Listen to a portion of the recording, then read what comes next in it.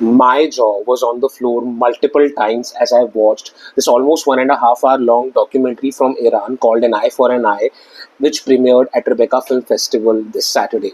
This is the story of a woman who has been convicted of killing her husband, and now the husband's family, that is, this woman's in laws, are now negotiating a deal which goes up to $1 billion, 1 billion Toman.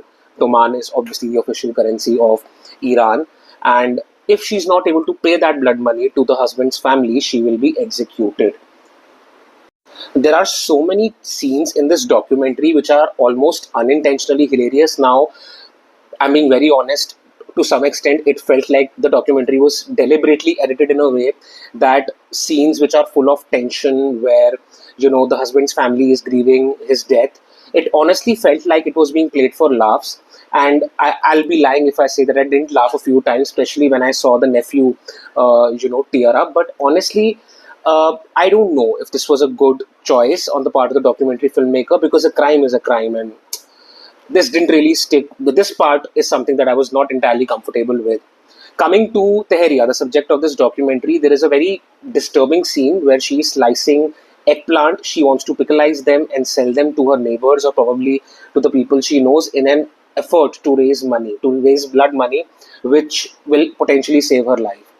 Her son is trying his best to collect money to somehow fundraise, this, I would say, this huge amount that has been asked for by the husband's family. Honestly speaking, this documentary, like while watching it, I was shocked. I was like, the first question that I had in my mind was, how unserious is the state of Iran that instead of executing a clear murderer, and she herself admits that she has murdered her husband. So instead of, like, giving her capital punishment or perhaps locking her up, why is there a need to have such a law where, you know there is even a need for a negotiation like this? Because honestly, in the last 20 minutes, I was like, oh my god, what the hell is even happening?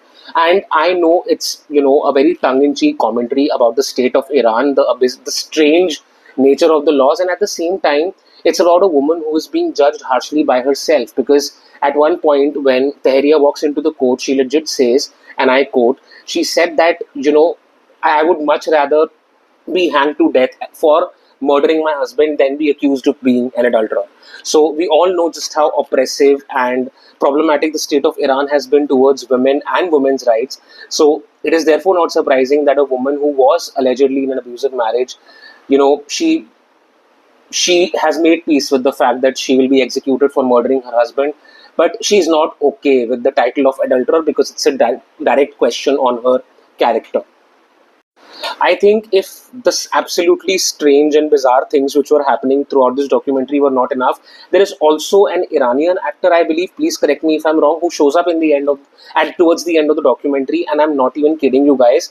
He offers the nephew who's on the husband's side his debit card. So, he was literally bribing him inside a courtroom, and oh my god, like I was like, what is even happening? But all things said and done, I would highly recommend you to watch it, because there are a lot of places, like I said, where it's very unintentionally funny. Like, you wouldn't really want to laugh at in those situations, but just the way it's been shot, it feels like the Office episode, very mockumentary coded.